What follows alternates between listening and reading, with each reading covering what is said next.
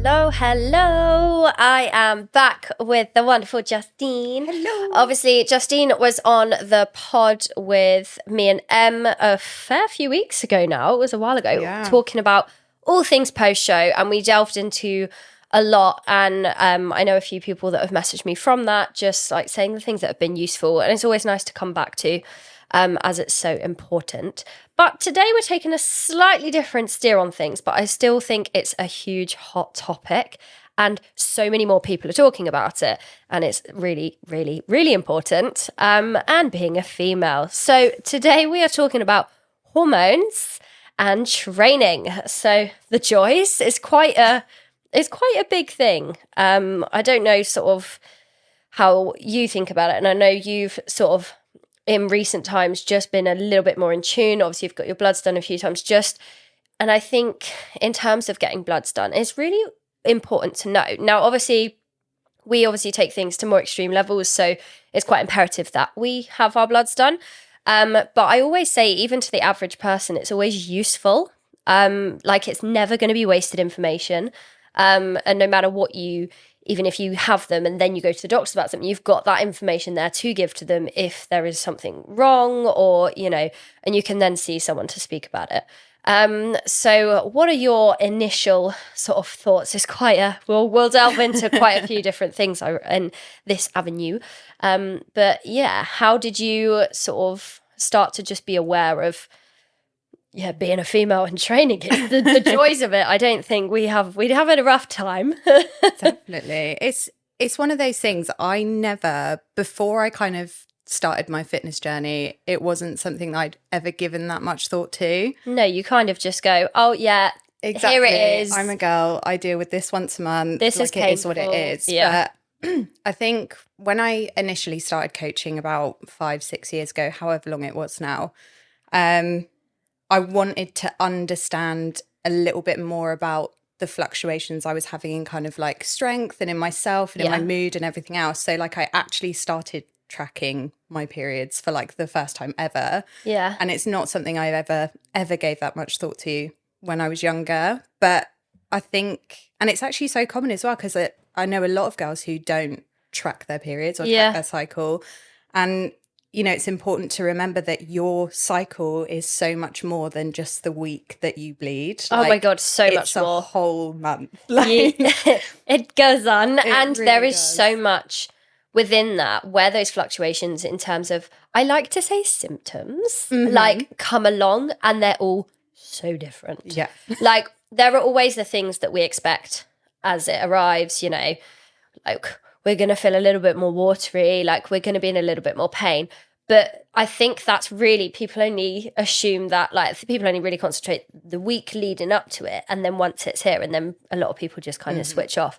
Now, I feel like I'm not hugely, I'm much more in tune now, especially as like where my food's increasing, training's going crazy. I notice it like a little bit more than I used to. But where I'm on the pill, it always seems bizarre to me to track along and the things that I do notice, because I'm like, oh, well, I'm on this from this day to this day. I know the day it's going to arrive. So it's not so, I don't have that same natural like following it along or anything like that. But where did you then how did you write it down? There's some amazing apps as well now. There is. So there's if you've got a Fitbit, there's a period tracker within that. You can download apps. There's so many of them now. It's massive. The Flow's probably the biggest one, isn't it? Flow is the big one as well.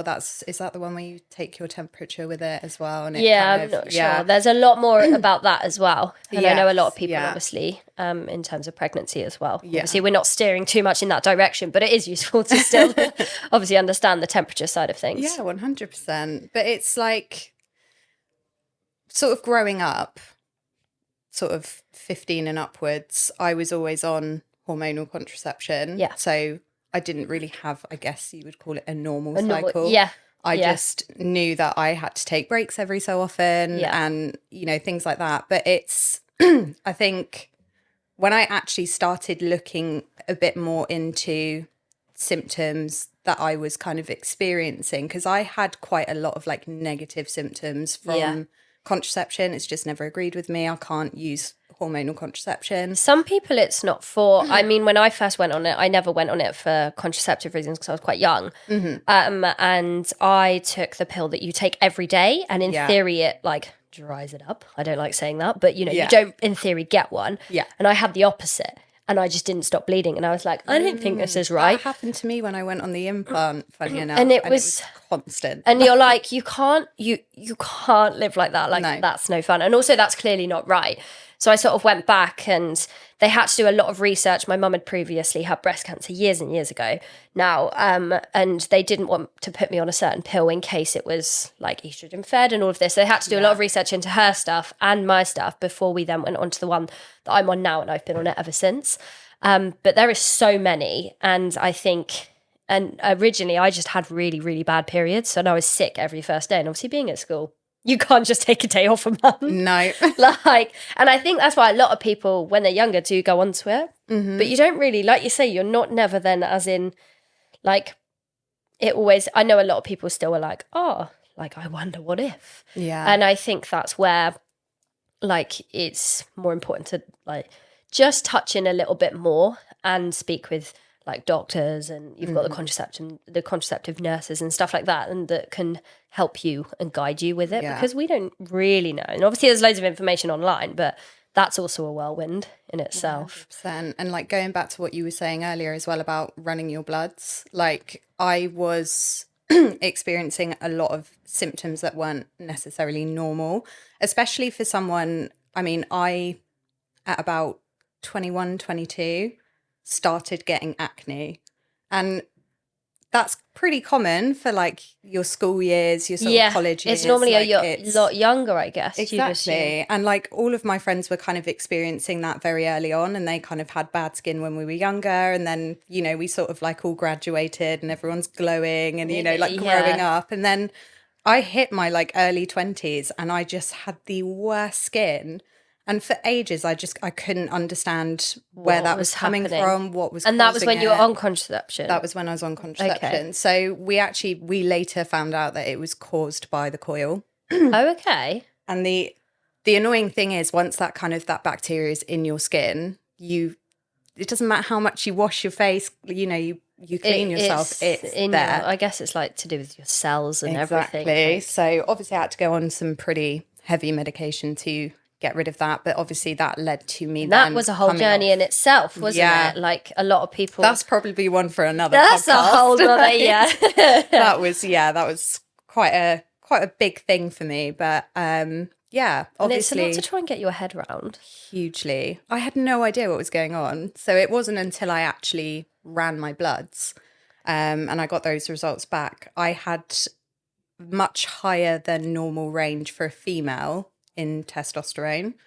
So I brought this to my coach at the time, and she was like, from a muscle building standpoint, this is phenomenal, but she was like, just go and get it investigated just in case. Yeah, so, even though that's great, but literally, it's not quite normal, especially being an athlete. Literally. Probably and get she your was blood like, back are you thinking, sure you haven't taken something? And I was like, I promise you, like, I'm not dabbling, like it's just, and she was like, yeah, take that to your GP. So I did. Obviously they reviewed that the blood panel. They were like, yeah, that's not normal. Yeah. I had to then go for an ultrasound. Sorry, I'm going to butt in there. The perfect example of you can get it done externally and go in, and then they'll be able to solve it for you, I think, because doctors don't like doing blood tests. No. It's hella expensive for them. And, you know, tend to with doctors, they only test for what they're expecting something to be. They don't test a whole panel of God knows what. So it's never going to be wasted information, and it's useful to know. Mm-hmm. And it's something I've actually encouraged a lot of my clients to do. I've got some girls who, you know, really, really struggle around their time of the month. I've got a couple of girls I coach have endometriosis. I've got girls with PCOS, and it's, you know, we notice in their check-ins that kind of things start to trend downward, energy levels, fatigue, everything. And then, you know, weight maybe trends up a little bit. Yeah. So it's just sort of, I guess, just being a little bit more intuitive of where you're at, because obviously it's going to be completely different for everyone. But for those individuals, we might just taper things down a little bit, maybe push in a little bit more food and just try and balance them out a little bit. Yeah. But it's so different for everyone. But yeah, I've got a couple of clients with issues like that. So I've kind of encouraged them to run their bloods. Yeah. And it's flagged up as abnormal. So they've actually taken that information to their GP and just gone and got that investigated themselves. And I think... because it also saves the GP time. 100%. Like, they're probably like, oh, fantastic. Yeah. You've already done the work. Right, I know where to refer you now. Because at the end of the day, you go into your GP and it's like, it's just a tick box exercise. Okay, are they experiencing this? Is this comorbid with this? Okay, we'll refer them there. And 9 times out of 10, it's the wrong referral. But and then sometimes, which is why sometimes you're like, this isn't working, and you have to go back. This isn't like, it just takes longer. So if you've like sort of narrow that down entirely, then they've got so much more of an avenue for you to go down that's actually going to be useful. 100%. More than anything else. So with back to your journey, once you sort of flagged it up, where did your GP then take you? So I was referred for an ultrasound, which basically they had to have a look at my ovaries and my sort of womb, cervix, everything, just in a little bit more detail, just to see if there was any like abnormalities there. I think because of my blood result, they were looking for PCOS or endometriosis, especially with the high testosterone. Yeah. Those Is two that correlate quite heavily. So that's kind of what they were looking into.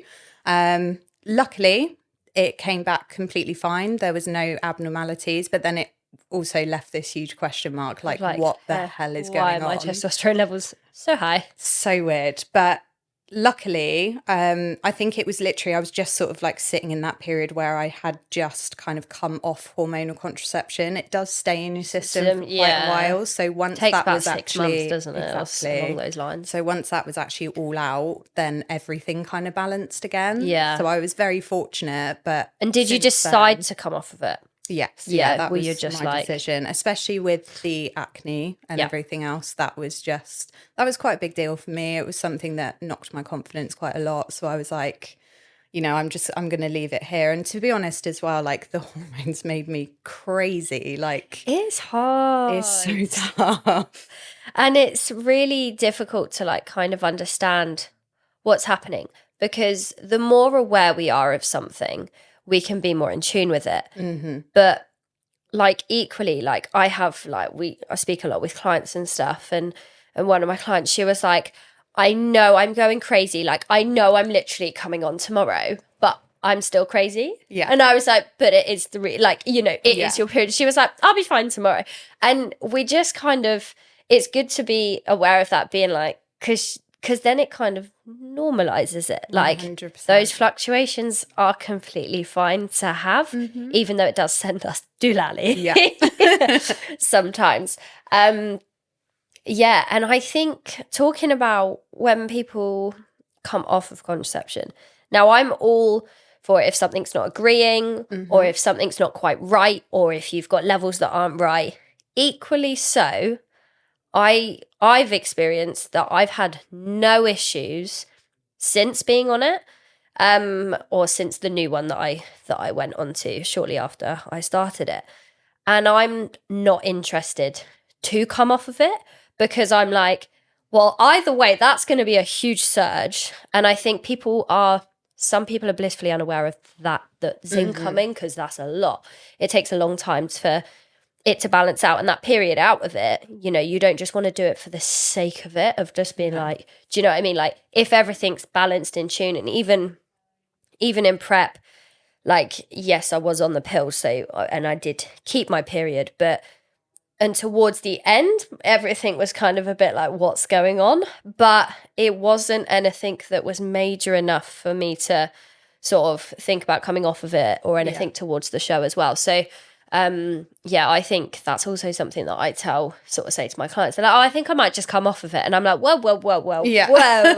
Let's just, because we need to be like be in check with the symptoms. And now I've got a girl who's recently come off it and she's journaling every day to notice those things. Yeah. So then if you journal something and this is a different feeling, okay, we know that this could be a reason why, especially on your journey, like how things are feeling, etc. as well. So it can be quite cathartic, I think, writing it down. And once it's there in front of you, you can make a little bit more sense of it. Because when you're in it and you're that deep in it, those feelings, those thoughts and emotions, they're coming and going so quickly that you're like, I don't know if this is hormones or if I am actually losing my mind. Like it's so hit and miss. But I think just being a little bit more self-aware, which is why I encourage all of my clients to track their periods. Yeah. Because, for example, I had one girl, this was quite a while ago, but check in, her weight had been trending upward a little bit. You know, she was feeling a bit tired. She was feeling a bit crappy, but she was like, I'm nailing everything. Like the nutrition's on point, the training's on point. And that's like, also when you can really see those variables. So like if you know you're doing everything to a T and something else is happening or like data's coming that you're like, that could be a bit askew. Yeah. Like that's also a way to be like, oh, it like, you know, must be leading to this because you're keeping everything else in check as well. Exactly. But I think like asking those clarifying questions as well, because I just said to her, I was like, okay, where are you at in your monthly cycle? Yep. And she went, oh, actually, like I'm due on next week. And I was like, let's bleed and we'll reassess. Isn't it crazy how much your body, as soon as it's arrived, is like, I am fresh. Literally day 2 and I'm a new woman. I'm like, hello. Yeah. And I think as well that ties in well to then let's talk a bit more into the training side of things, because obviously we're aware like symptoms that can arrive like pre-period, obviously we tend to experience being a little bit more bloated and that for me is where sometimes strength can be in the bin. And I never used to experience it until sort of more recent months. And I had a session a couple of months ago and I was like, nothing's moving. Nothing is moving. And everything feels so much heavier. I was like, I could do this last week. And, you know, that is, and I always note it. I always note it at the bottom of my logbook, or some of my clients have, like, they log on their phones and everything, or apps, you know, make those notes. Because again, it's a way of tracking what's happening hormonally, but also, so when you look back into your training or your coach looks in your logbook, they're not going to be like, why was this session just so bad? Like, do you know what I mean? It's going to be random for a one-off session or that week leading up to it to, you know, just be aware more than anything else.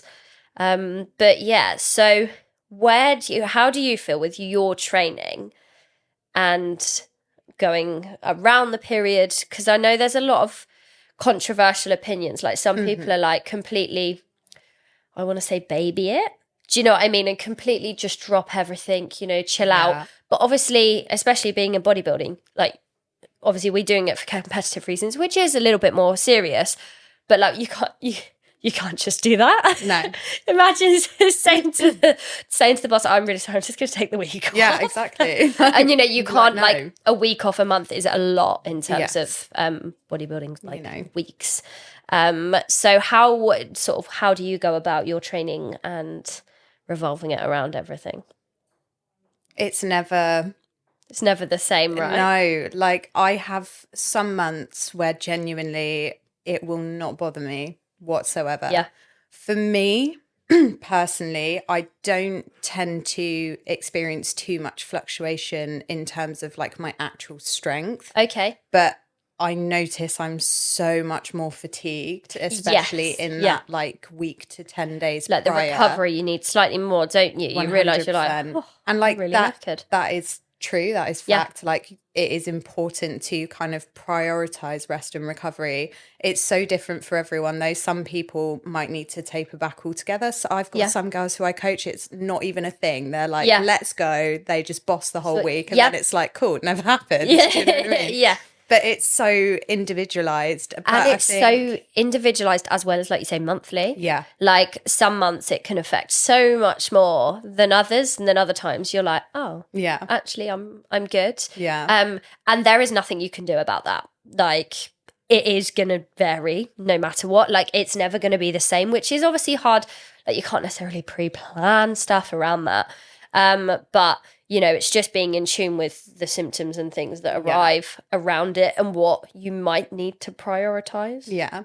And you can sort of take that approach of, you know, what an average cycle looks like and what hormones are fluctuating during when, and being like, right, okay, maybe I'm going to dedicate this few days to just lowering volume a little bit, promoting a bit more recovery. But it's not necessarily the case for everyone. No. You can get really specific with it. And I know there are a lot of coaches that will literally program for their females around their cycle. Yeah. But I think if you can continue through and you can train through, then just go for it. Yeah. Like, if you don't feel like you need that extra rest, then don't take it. Alternatively, if you do, then take it. Like, it's exactly. Just about being also, intuitive. like, it's not going to be damaging that one session or a couple of sessions a month might be slightly longer. Mm-hmm. Like, you know, sometimes we have that, and or even if, you know, like, even if you've got, like, I don't know, really bad DOMs or whatever, and sometimes your recovery is just a little bit in the bin,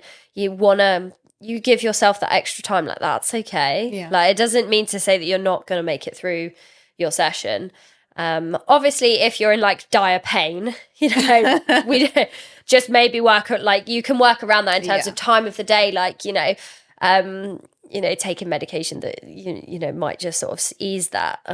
But yeah, I think a lot of people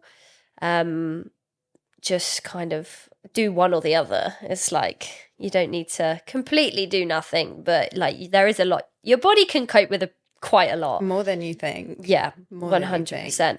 And it's just, more than anything else, it's being aware, the awareness of where your hormones are sitting. I think it's always going to come back to that self-awareness and that intuitiveness. I think if you understand what works for you and sort of, you know, how long your cycle is, where your kind of phases within that cycle sit, it's going to be like game changing, really, because you'll be like, and also you can rationalize it as well. Like, exactly. I don't know if you have, like, girls in check-in, you know, you always get it. It's like at the start and it's like, I'm up, I've gained this. And then you get to the bottom and then they explain, like, I have a question about specifically hormones only for my female clients. I literally put males, just ignore. But, you know, and then it's like, oh. And then I get to the end, I'm like, girl, what you panicking about? Like, you know, and that is fine. We'll have those fluctuations, like, you just will. And it's not damaging to your fat loss journey. It's not anything to do with your fat loss. It's to do with your hormonal changes and, you know, the sort of water retention and everything that's happening. Like, a lot's going on. So your body's just going to want a little bit more. Like, you know, that's really all it is. But yeah, what other, obviously we always talk about water retention. We always talk about, like, sort of flipping water retention. And we always talk about with strength prior to it. What other things have you, like, experienced sort of around those symptoms? Like, any other, like, I mean, the mood is in the bin. I am awful. And I think that's quite a big one to actually highlight, because your mood's going to affect how your motivation is. Like, do you know what I mean? Like, you're not going to be raring to go for a session. And that's also important. And it's probably, like, you must have had it where it's approaching or it's, you know, due on any moment. Your mood's in the bin and you're like, I would rather do anything else than do this session.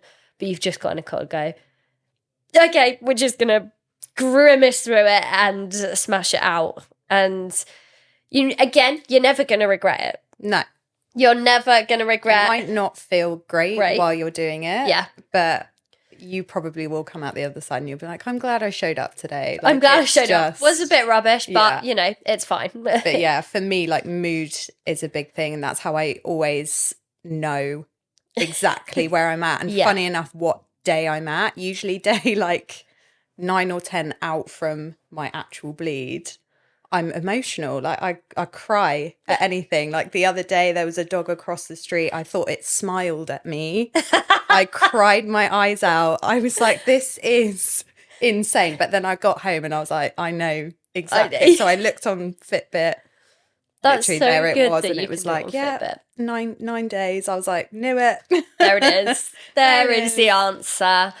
And it's, I guess all of these things we're highlighting through this podcast today is just to make people aware, like just be in tune with it. The more in tune we are with our bodies and understanding our bloods. Now, obviously, if you do go and get your bloods, no, I can't certainly...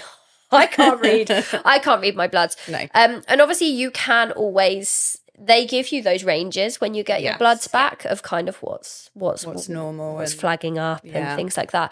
So obviously we're very lucky we have John at PAG who can read them, and I don't know how, but there you go. But even if you sort of get back and you're like, oh, I don't know what this means, like your GP will always be there. Even if you just book an appointment, they'll be able to give you some information on that and anything you're really, really concerned about. And obviously those guidelines around what's come back will help you. And, you know, it's just everything's useful information. And also don't panic about it. Like, you know, mood swings are normal, things that like it can really toy around with our head, especially for those on prep, like, and heading into sort of this bodybuilding season. Don't let it sort of mess with your head in terms of your look. Like your coach will be fully aware, and that will not make a difference into those things. It does play a huge part in like body image as well, and like hugely. Your perception of self is always going to be skewed around that time. Like unfortunately, because of extra water retention, but also because your hormones are literally doing like, this. Let alone you putting your body know whether through you're coming or going. It's going to be challenging, but and I think it is like whether you're an athlete in bodybuilding or not, or you're just training, or you're just your average Joe that doesn't train. Even like being like you are going to have those days where body image is skewed. It's very unrealistic to feel amazing 100% of the time. It's just not.